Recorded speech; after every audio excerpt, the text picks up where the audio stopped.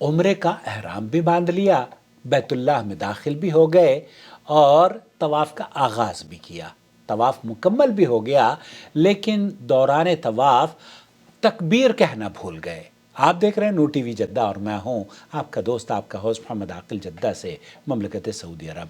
شیخ سعد الشتری سے یہی پوچھا جا رہا ہے، ایک ایسا شخص جو طواف کرتا ہے اور وہ تکبیر اللہ اکبر حجر اسود پہ بار بار نہیں کہتا، اس کو بھول گیا ہے، اس کا کیا حکم ہے؟ میں بھول چکا ہوں، مجھے یاد نہیں رہا کہ مجھے بار بار تکبیر کہنی چاہیے تھی، اب مجھے کیا کرنا چاہیے؟ براہ کرم وضاحت فرما دیجئے شیخ سعد الشتری۔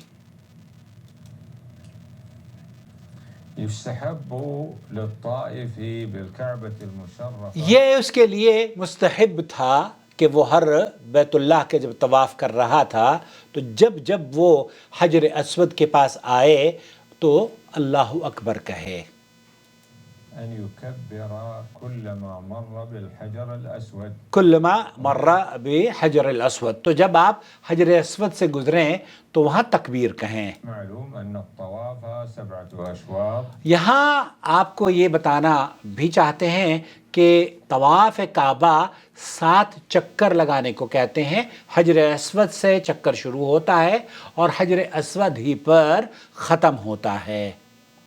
ومن ثم فإن الطائف يستحب له أن يكبر 8 مرات، 8 مرات مستحب ہے۔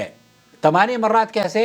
کیونکہ ایک مرتبہ تو اس نے اللہ اکبر شروع میں کہی اور پھر جب وہ ختم کرے گا تب بھی اللہ اکبر ہی کہے گا بالحجر الأسود، بحيث كلما مر بالحجر الأسود، کلما مر، جب بھی وہ حجر اسود کے پاس جائے گا تو اللہ اکبر کہے گا، كبر تكبيرة واحدة، تکبیرۃ واحدہ۔ ولكن هذا على سبيل الاستحباب، یہ مستحب عمل ہے، واجب عمل نہیں ہے۔ كما ورد من حديث ابن عباس رضي الله عنهما أن النبي صلى الله عليه وسلم، ابن عباس رضی اللہ تعالیٰ عنہ یہ فرماتے ہیں کہ نبی کریم صلی اللہ علیہ وسلم جب بیت اللہ کا طواف کرتے اور حجر اسود سے گزرتے تو آپ تکبیر فرمایا کرتے تھے، اللہ اکبر۔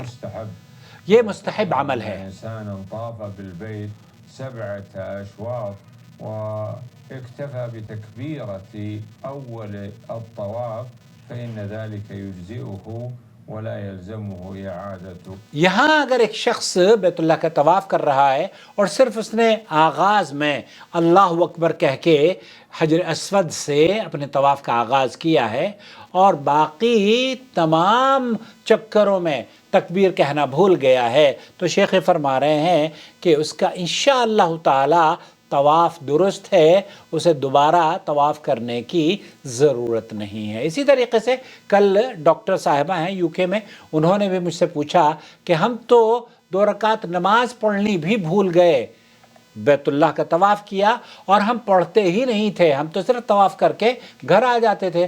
تو شیخ ابن باز رحمۃ اللہ علیہ نے فرمایا یہ بھی مستحب ہے اور آپ نے طواف کر لیا ہے، اگر 2 رکعت پڑھ لیتی تو افضل تھا، لیکن اگر آپ نے 2 رکعت نہیں پڑھی تو پھر آپ کا طواف درست ہے۔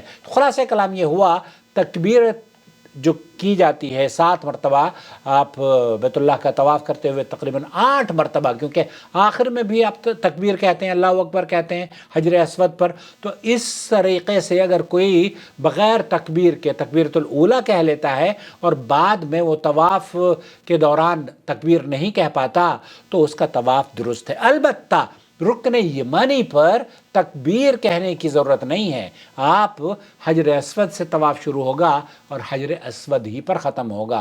رکن یمانی پر اگر موقع لگے تو آپ اپنا وہاں پر ہاتھ رکھ سکتے ہیں، لیکن اس کو دور سے اللہ اکبر کہہ کے آگے نکلنا یہ نبی کریم صلی اللہ علیہ وسلم سے ثابت نہیں سوائے حجر اسود کے۔ امید ہے وضاحت ہو گئی ہوگی۔ اللہ تعالیٰ آپ کے عمرے اور طواف کو قبول فرمائے۔